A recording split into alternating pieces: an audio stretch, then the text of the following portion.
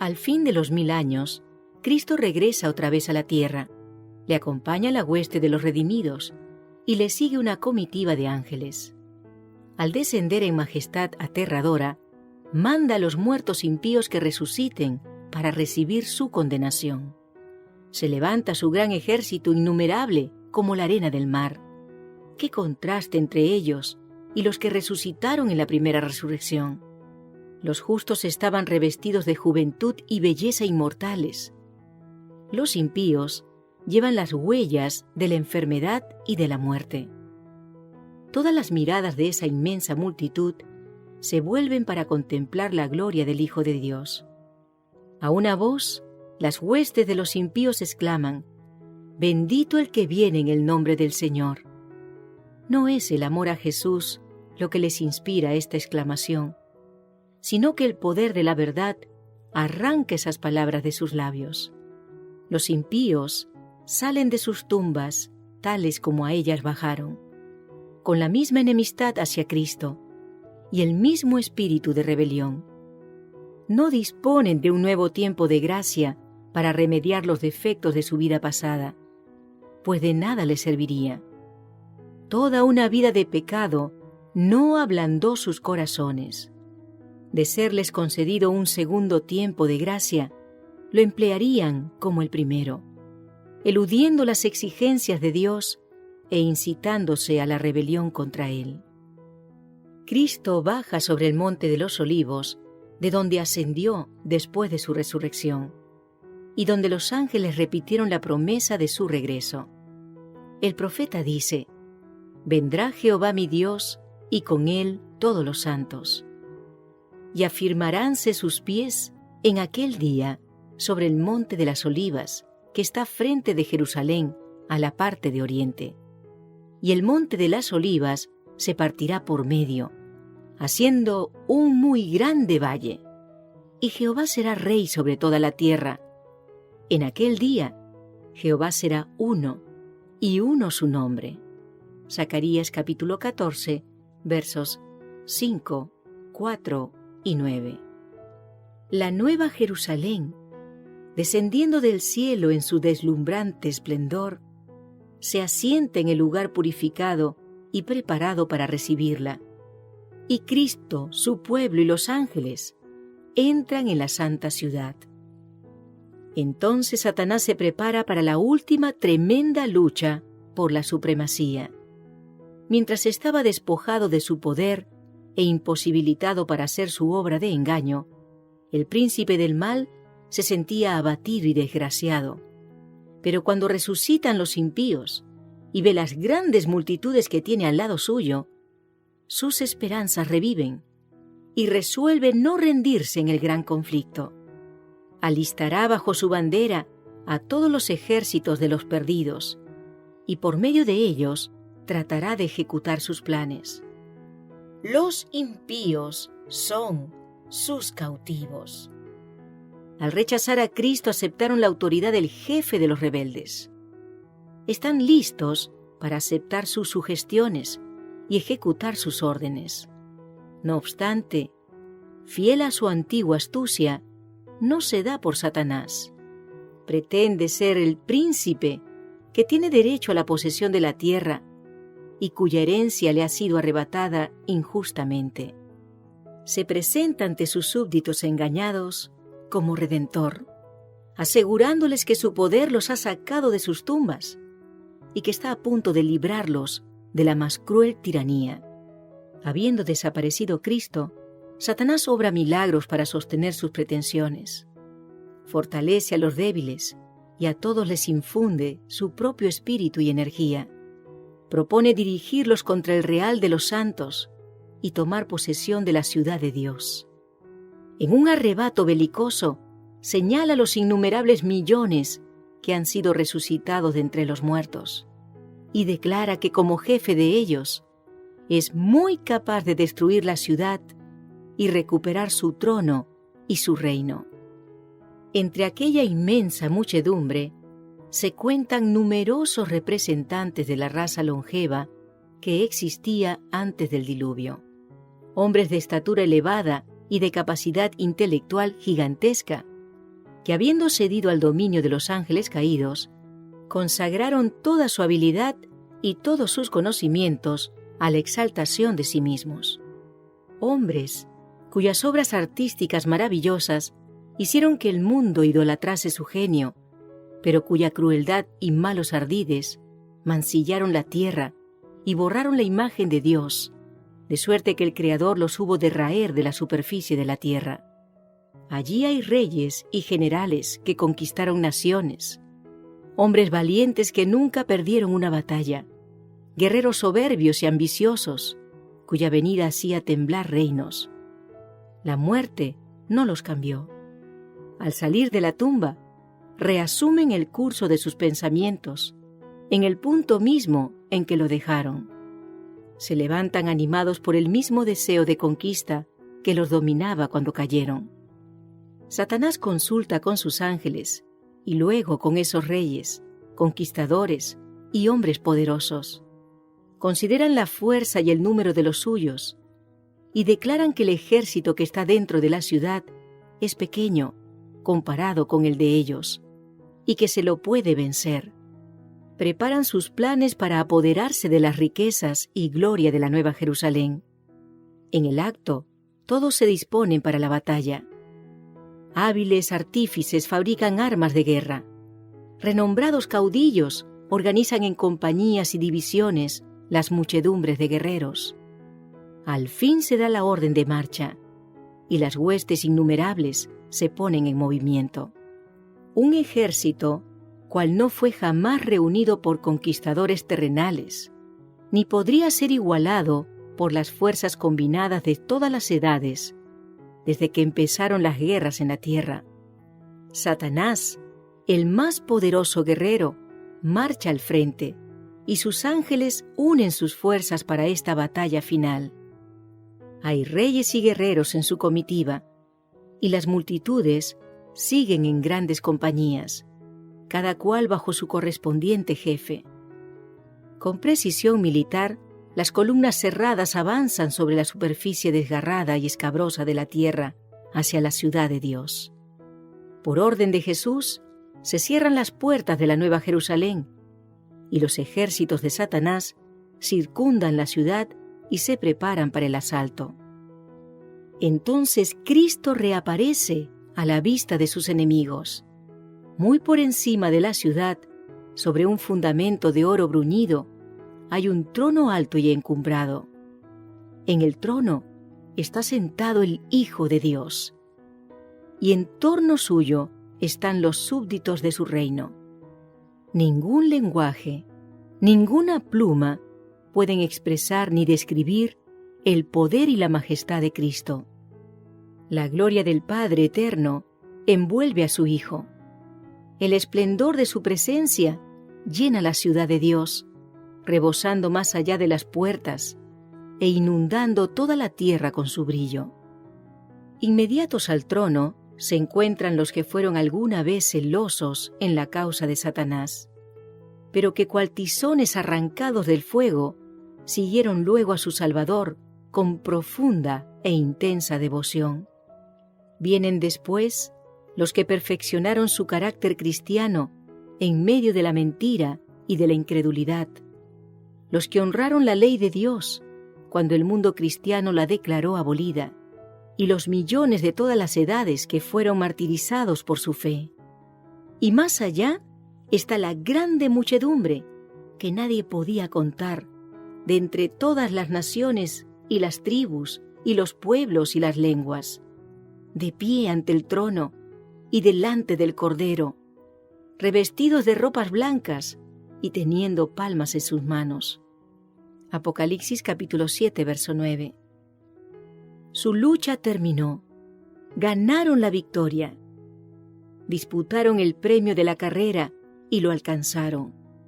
La palma que llevan en la mano es símbolo de su triunfo. La vestidura blanca, emblema de la justicia perfecta de Cristo, que es ahora de ellos. Los redimidos entonan un canto de alabanza que se extiende y repercute por las bóvedas del cielo. Atribúyase la salvación a nuestro Dios, que está sentado sobre el trono, y al Cordero. Verso 10. Ángeles y serafines unen sus voces en adoración. Al ver los redimidos el poder y la malignidad de Satanás, han comprendido como nunca antes que ningún poder fuera del de Cristo habría podido hacerlos vencedores. Entre toda esa muchedumbre, ni uno se atribuye a sí mismo la salvación, como si hubiese prevalecido con su propio poder y su bondad. Nada se dice de lo que han hecho o sufrido, sino que el tema de cada canto, la nota dominante de cada antífona, es salvación a nuestro Dios y al Cordero. En presencia de los habitantes de la tierra y del cielo reunidos, se efectúa la coronación final del Hijo de Dios. Y entonces, revestidos de suprema majestad y poder, el Rey de Reyes falla el juicio de aquellos que se rebelaron contra su gobierno y ejecuta justicia contra los que transgredieron su ley y oprimieron a su pueblo. El profeta de Dios dice: «Vi un gran trono blanco, y al que estaba sentado sobre él, de cuya presencia huyó la tierra y el cielo, y no fue hallado lugar para ellos. Y vi a los muertos, pequeños y grandes, estar en pie delante del trono, y abriéronse los libros. Abrióse también otro libro, que es el libro de la vida, y los muertos fueron juzgados de acuerdo con las cosas escritas en los libros, según sus obras». Apocalipsis 20, versos 11 y 12. Apenas se abren los registros y la mirada de Jesús se dirige hacia los impíos, estos se vuelven conscientes de todos los pecados que cometieron. Reconocen exactamente el lugar donde sus pies se apartaron del sendero de la pureza y de la santidad, y cuán lejos el orgullo y la rebelión los han llevado en el camino de la transgresión de la ley de Dios. Las tentaciones seductoras que ellos fomentaron cediendo al pecado, las bendiciones que pervirtieron, su desprecio de los mensajeros de Dios, los avisos rechazados, la oposición de corazones obstinados y sin arrepentimiento, todo eso sale a relucir como si estuviese escrito con letras de fuego. Por encima del trono se destaca la cruz, y como en vista panorámica aparecen las escenas de la tentación, la caída de Adán y las fases sucesivas del gran plan de redención. El humilde nacimiento del Salvador, su juventud pasada en la sencillez y en la obediencia, su bautismo en el Jordán, el ayuno y la tentación en el desierto, su ministerio público, que reveló a los hombres las bendiciones más preciosas del cielo, los días repletos de obras de amor y misericordia, y las noches pasadas en oración y vigilia en la soledad de los montes, las conspiraciones de la envidia, del odio y de la malicia, con que se recompensaron sus beneficios, la terrible y misteriosa agonía en Getsemaní, bajo el peso anonadador de los pecados de todo el mundo, la traición que le entregó en manos de la turba asesina, los terribles acontecimientos de esa noche de horror, el preso resignado y olvidado de sus discípulos más amados, arrastrado brutalmente por las calles de Jerusalén, el Hijo de Dios presentado con visos de triunfo ante Anás, obligado a comparecer en el palacio del sumo sacerdote, en el pretorio de Pilato, ante el cobarde y cruel Herodes, ridiculizado, insultado, atormentado y condenado a muerte. Todo eso está representado a lo vivo. Luego, ante las multitudes agitadas, se reproducen las escenas finales. El paciente varón de dolores, pisando el sendero del Calvario. El príncipe del cielo, colgado de la cruz. Los sacerdotes altaneros y el populacho escarnecedor, ridiculizando la agonía de su muerte, la oscuridad sobrenatural, el temblor de la tierra, las rocas destrozadas y los sepulcros abiertos que señalaron el momento en que expiró el Redentor del mundo. La escena terrible se presenta con toda exactitud. Satanás, sus ángeles y sus súbditos no pueden apartar los ojos del cuadro que representa su propia obra. Cada actor recuerda el papel que desempeñó. Herodes, el que mató a los niños inocentes de Belén para hacer morir al rey de Israel. La innoble Herodías, sobre cuya conciencia pesa la sangre de Juan el Bautista. El débil Pilato, esclavo de las circunstancias. Los soldados escarnecedores, los sacerdotes y gobernantes, y la muchedumbre enloquecida que gritaba: «Recaiga su sangre sobre nosotros y sobre nuestros hijos». Todos contemplan la enormidad de su culpa.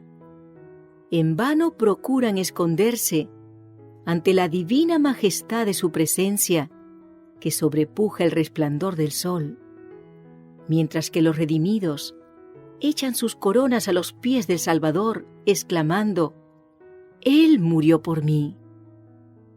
Entre la multitud de los rescatados están los apóstoles de Cristo, el heroico Pablo, el ardiente Pedro, el amado y amoroso Juan y sus hermanos de corazón leal, y con ellos la inmensa hueste de los mártires, mientras que fuera de los muros, con todo lo que es vil y abominable, se encuentran aquellos que los persiguieron, encarcelaron y mataron. Allí está Nerón, monstruo de crueldad y de vicios, y puede ver la alegría y el triunfo de aquellos a quienes torturó, y cuya dolorosa angustia le proporcionara deleite satánico. Su madre está allí para ser testigo de los resultados de su propia obra, para ver cómo los malos rasgos de carácter transmitidos a su hijo y las pasiones fomentadas y desarrolladas por la influencia y el ejemplo de ella produjeron crímenes que horrorizaron al mundo. Allí hay sacerdotes y prelados papistas que dijeron ser los embajadores de Cristo y que, no obstante, emplearon instrumentos de suplicio, calabozos y hogueras para dominar las conciencias de su pueblo. Allí están los orgullosos pontífices que se ensalzaron por encima de Dios y que pretendieron alterar la ley del Altísimo. Aquellos así llamados padres de la Iglesia tienen que rendir a Dios una cuenta de la que bien quisieran librarse. Demasiado tarde ven que el Omnisciente es celoso de su ley y que no tendrá por inocente al culpable de violarla. Comprenden entonces que Cristo identifica sus intereses con los de su pueblo perseguido y sienten la fuerza de sus propias palabras. En cuanto lo hicisteis a uno de los más pequeños de estos mis hermanos, a mí lo hicisteis. Mateo 25, verso 40. Todos los impíos del mundo están de pie ante el tribunal de Dios, acusados de alta traición contra el gobierno del cielo. No hay quien sostenga ni defienda la causa de ellos. No tienen disculpa y se pronuncia contra ellos la sentencia de la muerte eterna. Es entonces evidente para todos que el salario del pecado no es la noble independencia y la vida eterna, sino la esclavitud, la ruina y la muerte. Los impíos ven lo que perdieron con su vida de rebeldía, despreciaron el maravilloso don de eterna gloria cuando les fue ofrecido. Pero cuán deseable no les parece ahora. Todo eso, exclama el alma perdida, yo habría podido poseerlo, pero preferí rechazarlo. ¡Oh sorprendente infatuación! He cambiado la paz, la dicha y el honor por la miseria, la infamia y la desesperación. Todos ven que su exclusión del cielo es justa. Por sus vidas declararon: no queremos que este Jesús reine sobre nosotros. Como fuera de sí, los impíos han contemplado la coronación del Hijo de Dios. Ven en las manos de Él las tablas de la ley divina, los estatutos que ellos despreciaron y transgredieron. Son testigos de la explosión de admiración, arrobamiento y adoración de los redimidos. Y cuando las ondas de melodía inundan a las multitudes fuera de la ciudad, todos exclaman a una voz: grandes y maravillosas son tus obras, oh Señor Dios Todopoderoso. Justos y verdaderos son tus caminos, oh Rey de los siglos. Apocalipsis 15:3. Y cayendo prosternados, adoran al príncipe de la vida. Satanás parece paralizado al contemplar la gloria y majestad de Cristo, el que en otro tiempo fuera uno de los querubines cubridores. Recuerda de dónde cayó. El que fuera serafín resplandeciente, hijo de la aurora. ¡Cuán cambiado se ve! ¡Y cuán degradado! Está excluido para siempre del consejo en que antes se le honraba.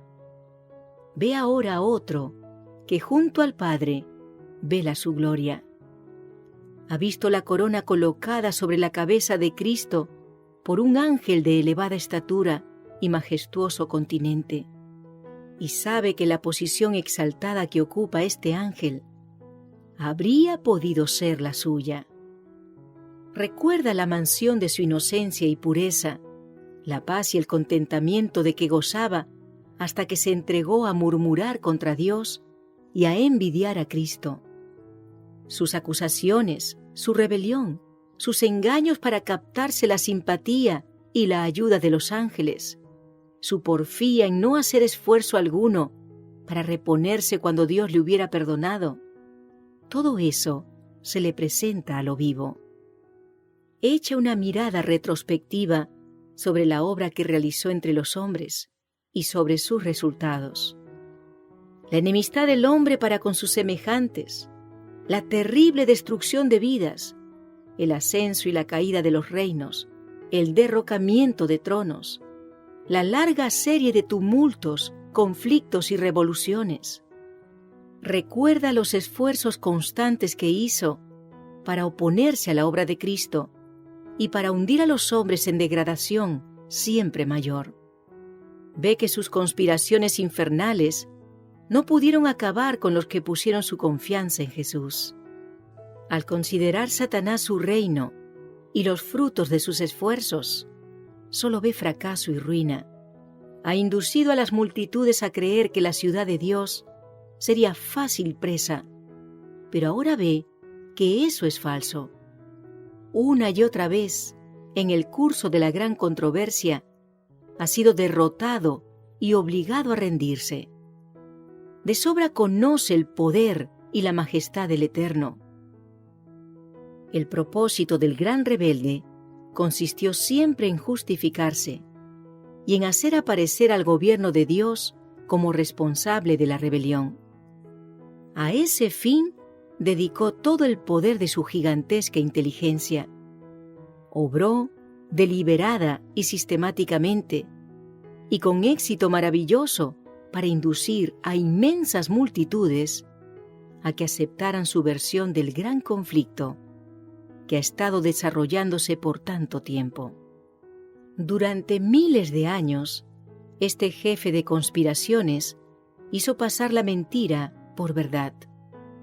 Pero llegó el momento en que la rebelión debe ser sofocada finalmente y puestos en evidencia la historia y el carácter de Satanás. El archiengañador ha sido desenmascarado por completo en su último gran esfuerzo para destronar a Cristo, destruir a su pueblo y apoderarse de la ciudad de Dios. Los que se han unido a él se dan cuenta del fracaso total de su causa.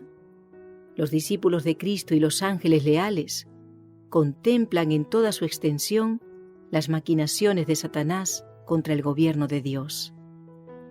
Ahora se vuelve objeto de execración universal. Satanás ve que su rebelión voluntaria le incapacitó para el cielo. Ejercitó su poder guerreando contra Dios. La pureza, la paz y la armonía del cielo serían para él suprema tortura.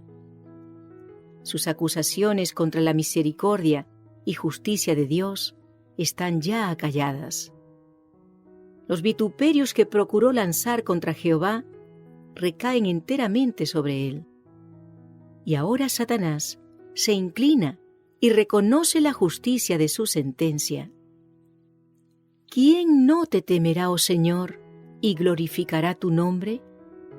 Porque tú solo eres santo, porque todas las naciones vendrán y adorarán delante de ti, porque tus actos de justicia han sido manifestados. Verso 4. Toda cuestión de verdad y error en la controversia que tanto ha durado ha quedado aclarada. Los resultados de la rebelión y del apartamiento de los estatutos divinos han sido puestos a la vista de todos los seres inteligentes creados. El desarrollo del gobierno de Satanás, en contraste con el de Dios, ha sido presentado a todo el universo. Satanás ha sido condenado por sus propias obras. La sabiduría de Dios, su justicia y su bondad quedan por completo reivindicadas. Queda también comprobado que todos sus actos en el gran conflicto fueron ejecutados de acuerdo con el bien eterno de su pueblo y el bien de todos los mundos que creó. Todas tus obras alabarán, oh Jehová, y tus piadosos siervos te bendecirán. Salmo 145, verso 10. La historia del pecado atestiguará durante toda la eternidad que con la existencia de la ley de Dios se vincula la dicha de todos los seres creados por él. En vista de todos los hechos del gran conflicto, todo el universo, tanto los justos como los rebeldes, declaran al unísono: justos y verdaderos son tus caminos, oh Rey de los siglos. El universo entero contempló el gran sacrificio hecho por el Padre y el Hijo en beneficio del hombre. Ha llegado la hora en que Cristo ocupa el puesto a que tiene derecho y es exaltado sobre los principados y potestades y sobre todo nombre que se nombra. A fin de alcanzar el gozo que le fuera propuesto, el de llevar muchos hijos a la gloria, sufrió la cruz y menospreció la vergüenza. Y por inconcebiblemente grandes que fuesen el dolor y el oprobio, mayores aún son la dicha y la gloria. Echa una mirada hacia los redimidos, transformados a su propia imagen, y cuyos corazones llevan el sello perfecto de lo divino, y cuyas caras reflejan la semejanza de su Rey. Contempla en ellos el resultado de las angustias de su alma, y está satisfecho. Luego, con voz que llega hasta las multitudes reunidas de los justos y de los impíos, exclama: contemplad el rescate de mi sangre. Por estos sufrí, por estos morí, para que pudiesen permanecer en mi presencia a través de las edades eternas. Y de entre los revestidos con túnicas blancas en torno del trono, asciende el canto de alabanza. Digno es el Cordero que ha sido inmolado, de recibir el poder y la riqueza, y la sabiduría y la fortaleza, y la honra y la gloria, y la bendición. Apocalipsis capítulo 5, verso 12. A pesar de que Satanás se ha visto obligado a reconocer la justicia de Dios y a inclinarse ante la supremacía de Cristo, su carácter sigue siendo el mismo. El espíritu de rebelión, cual poderoso torrente, vuelve a estallar. lleno de frenesí, determina no cejar en el gran conflicto. Ha llegado la hora de intentar un último y desesperado esfuerzo contra el Rey del Cielo. Se lanza en medio de sus súbditos y trata de inspirarlos con su propio furor y de moverlos a dar inmediata batalla. Pero entre todos los innumerables millones a quienes indujo engañosamente la rebelión, no hay ahora ninguno que reconozca su supremacía. Su poder ha concluido. Los impíos están llenos del mismo odio contra Dios que el que inspira a Satanás, pero ven que su caso es desesperado, que no pueden prevalecer contra Jehová. Se enardecen contra Satanás y contra los que fueron sus agentes para engañar, y con furia demoníaca se vuelven contra ellos. Dice el Señor: por cuanto has puesto tu corazón como corazón de Dios, por tanto, he aquí que voy a traer contra ti extraños, los terribles de las naciones, y ellos desenvainarán sus espadas contra tu hermosa sabiduría, y profanarán tu esplendor. Al hoyo te harán descender. Te destruyo, oh querubín que cubres con tus alas, y te echo de en medio de las piedras de fuego. Te echo a tierra, te pongo delante de reyes para que te miren. Te torno en ceniza sobre la tierra ante los ojos de todos los que te ven. Serás ruinas y no existirás más para siempre.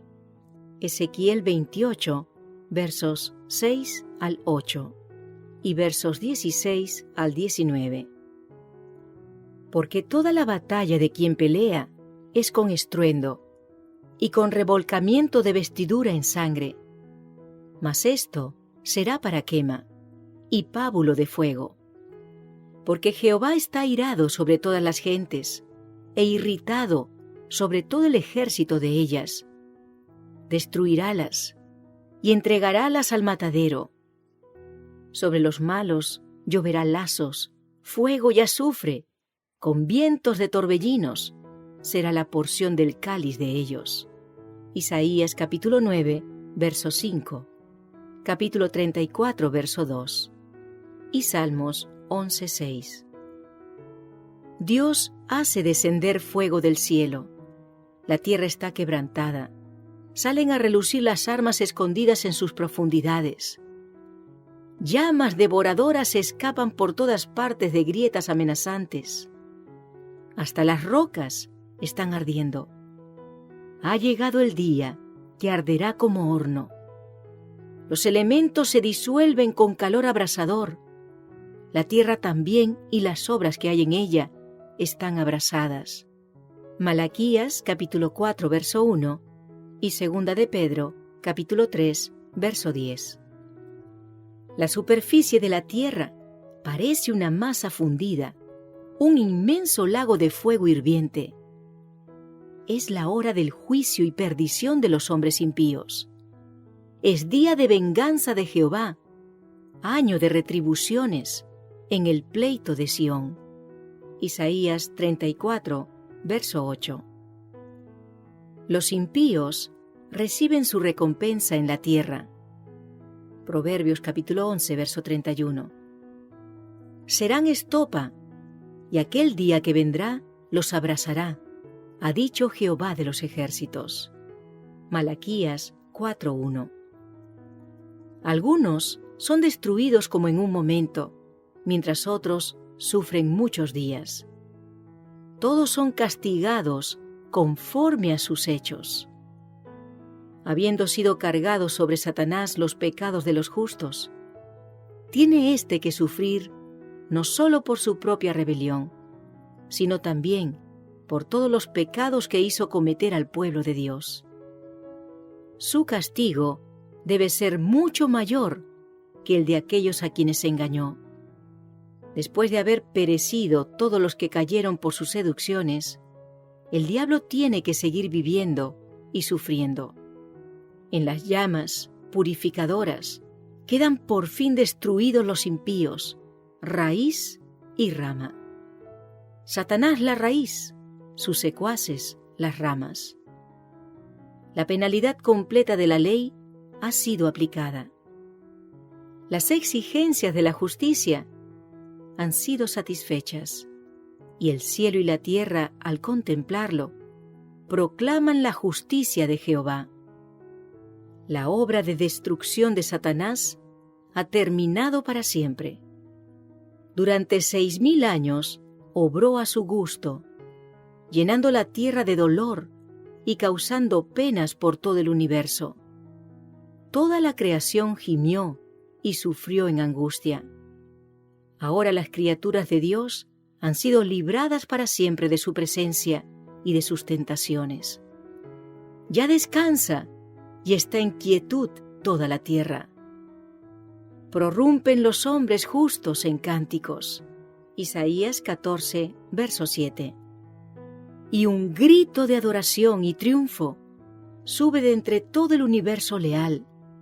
Se oye como si fuese el estruendo de una gran multitud y como si fuese el estruendo de muchas aguas y como si fuese el estruendo de poderosos truenos que decían: ¡Aleluya!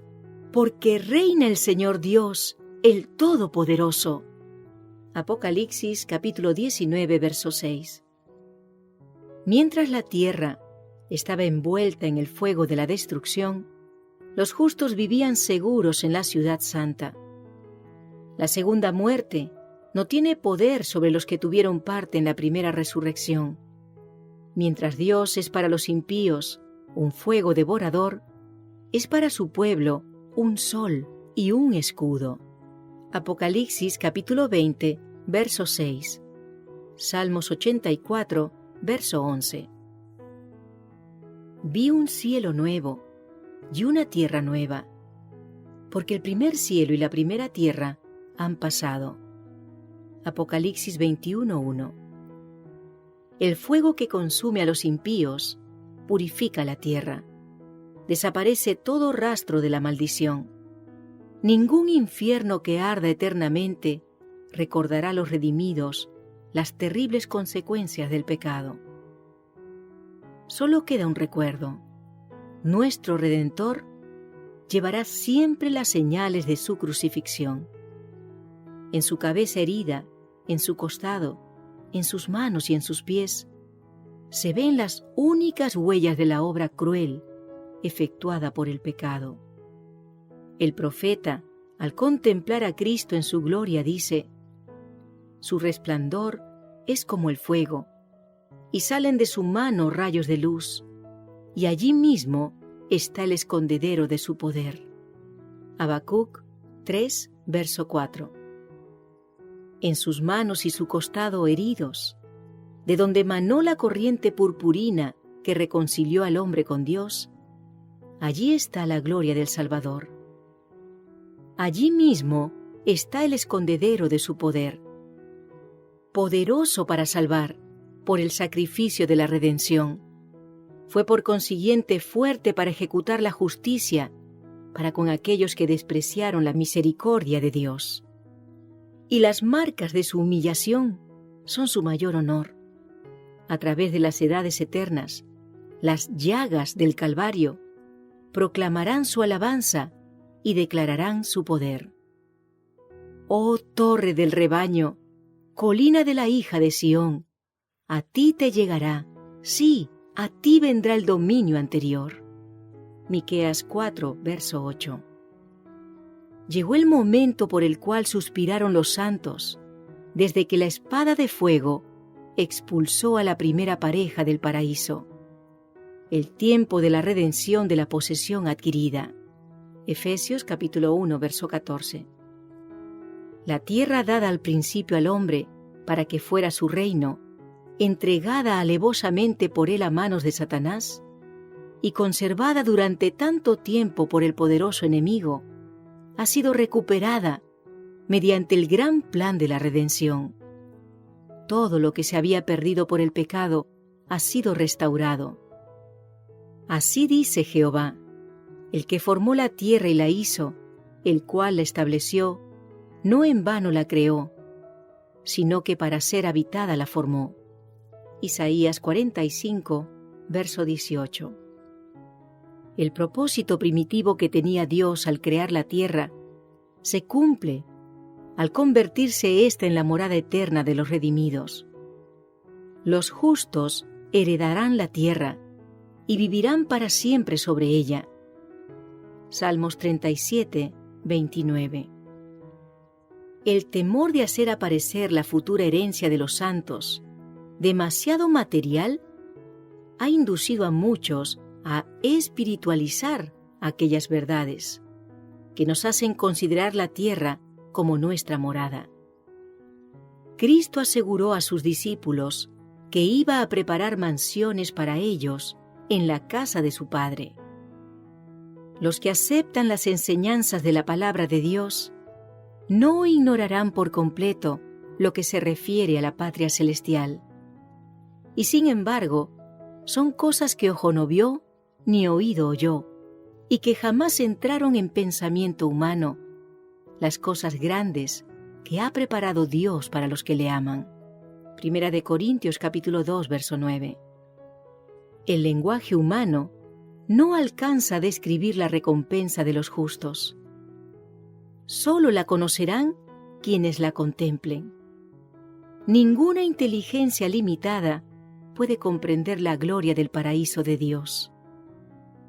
En la Biblia se llama la herencia de los bienaventurados una patria. Hebreos capítulo 11, versos 14 al 16. Allí conduce el divino pastor a su rebaño a los manantiales de aguas vivas. El árbol de vida da su fruto cada mes, y las hojas del árbol son para el servicio de las naciones. Allí hay corrientes que manan eternamente, claras como el cristal, al lado de las cuales se mecen árboles que echan su sombra sobre los senderos preparados para los redimidos del Señor. Allí, las vastas llanuras alternan con bellísimas colinas y las montañas de Dios elevan sus majestuosas cumbres. En aquellas pacíficas llanuras, al borde de aquellas corrientes vivas, es donde el pueblo de Dios, que por tanto tiempo anduvo peregrino y errante, encontrará un hogar. Mi pueblo habitará en mansión de paz, en moradas seguras, en descansaderos tranquilos. No se oirá más la violencia en tu tierra, la desolación ni la destrucción dentro de tus términos, sino que llamarás a tus muros salvación y a tus puertas alabanza. Edificarán casas también y habitarán en ellas, plantarán viñas y comerán su fruto. No edificarán más para que otro habite, ni plantarán para que otro coma. Mis escogidos agotarán el usufructo de la obra de sus manos. Isaías 32, verso 18. Capítulo 60, verso 18. Capítulo 65, versos 21 y 22. Allí se alegrarán el desierto y el sequedal, y el yermo se regocijará y florecerá como la rosa. En vez del espino subirá el abeto, y en lugar de la zarza subirá el arrayán. Habitará el lobo con el cordero, y el leopardo sesteará junto con el cabrito. Y un niñito los conducirá. No dañarán ni destruirán en todo mi santo monte, dice el Señor. Isaías capítulo 35, verso 1, capítulo 55, verso 13 y capítulo 11, versos 6 y 9. El dolor no puede existir en el ambiente del cielo. Allí no habrá más lágrimas, ni cortejos fúnebres, ni manifestaciones de duelo. Y la muerte no será más, ni habrá más gemido, ni clamor, ni dolor, porque las cosas de antes han pasado ya. No dirá más el habitante estoy enfermo. Al pueblo que mora en ella le habrá sido perdonada su iniquidad. Apocalipsis 21, verso 4. Isaías 33, verso 24. Allí está la nueva Jerusalén, la metrópoli de la nueva tierra glorificada, corona de hermosura en la mano de Jehová y una diadema real en la mano de nuestro Dios. Su luz era semejante a una piedra preciosísima, como piedra de jaspe, transparente como el cristal. Las naciones andarán a la luz de ella, y los reyes de la tierra traen a ella su gloria. El Señor dijo: Me regocijaré en Jerusalén y gozaréme en mi pueblo. He aquí el tabernáculo de Dios está con los hombres, y Él habitará con ellos, y ellos serán pueblos suyos. Y el mismo Dios con ellos estará, como Dios suyo. Isaías capítulo 62, verso 3. Apocalipsis capítulo 21, versos 11 y 24. Isaías 65, verso 19. Apocalipsis 21, verso 3. En la ciudad de Dios no habrá ya más noche. Nadie necesitará ni deseará descanso. No habrá quien se canse haciendo la voluntad de Dios, ni ofreciendo alabanzas a su nombre. Sentiremos siempre la frescura de la mañana, que nunca se agostará. No necesitan luz de lámpara ni luz del sol, porque el Señor Dios los alumbrará. Apocalipsis capítulo 22, verso 5. La luz del sol será sobrepujada por un brillo que, sin deslumbrar la vista, excederá sin medida la claridad de nuestro mediodía. La gloria de Dios y del Cordero inunda la ciudad santa con una luz que nunca se desvanece. Los redimidos andan en la luz gloriosa de un día eterno que no necesita sol. No vi templo en ella, porque el Señor Dios Todopoderoso y el Cordero son el templo de ella. Apocalipsis 21, verso 22. El pueblo de Dios tiene el privilegio de tener comunión directa con el Padre y el Hijo. Ahora vemos oscuramente, como por medio de un espejo. Primera de Corintios capítulo 13, verso 12. Vemos la imagen de Dios reflejada como en un espejo en las obras de la naturaleza y en su modo de obrar para con los hombres. Pero entonces le veremos cara a cara, sin velo que nos lo oculte. Estaremos en su presencia y contemplaremos la gloria de su rostro. Allí los redimidos conocerán como son conocidos. Los sentimientos de amor y simpatía que el mismo Dios implantó en el alma se desahogarán del modo más completo y más dulce. El trato puro con seres santos, la vida social y armoniosa con los ángeles bienaventurados y con los fieles de todas las edades que lavaron sus vestiduras y las emblanquecieron en la sangre del Cordero, los lazos sagrados que unen a toda la familia en los cielos y en la tierra. Efesios capítulo 3, verso 15.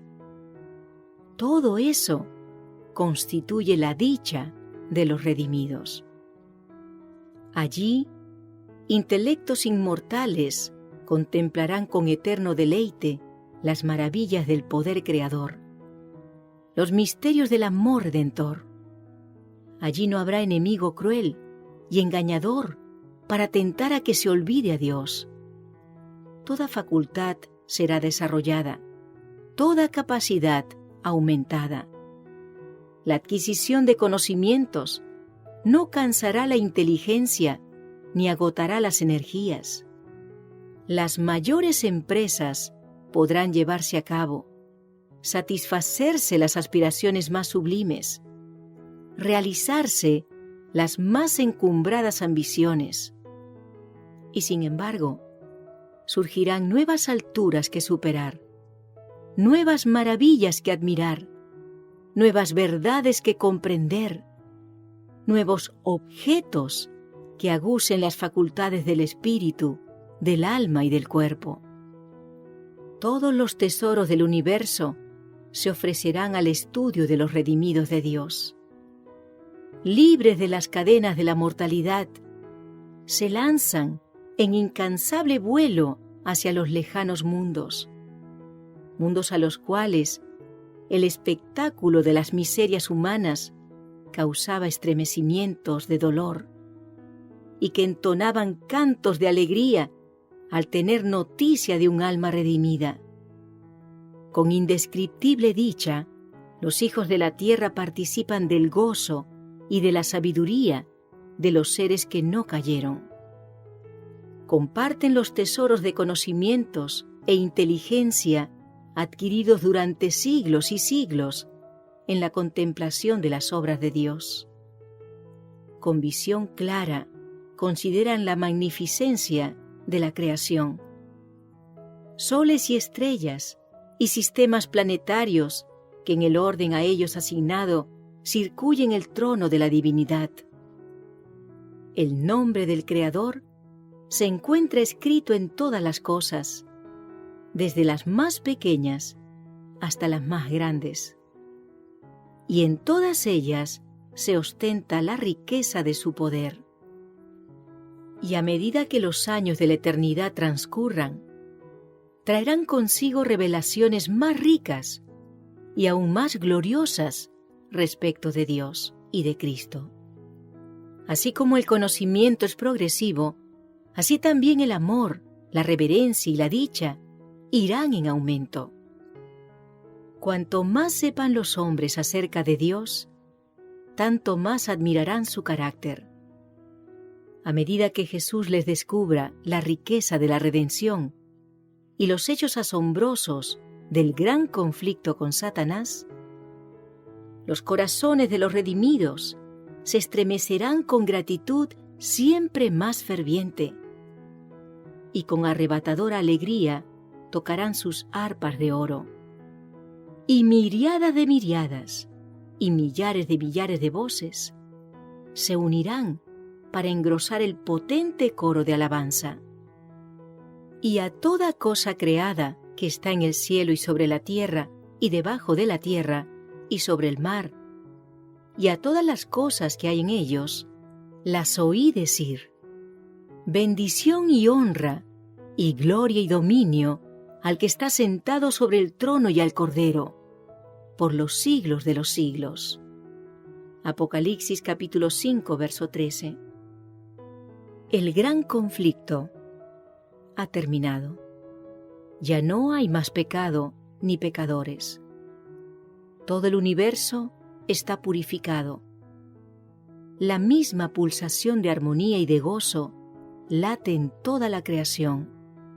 De aquel que todo lo creó, manan vida, luz y contentamiento por toda la extensión del espacio infinito.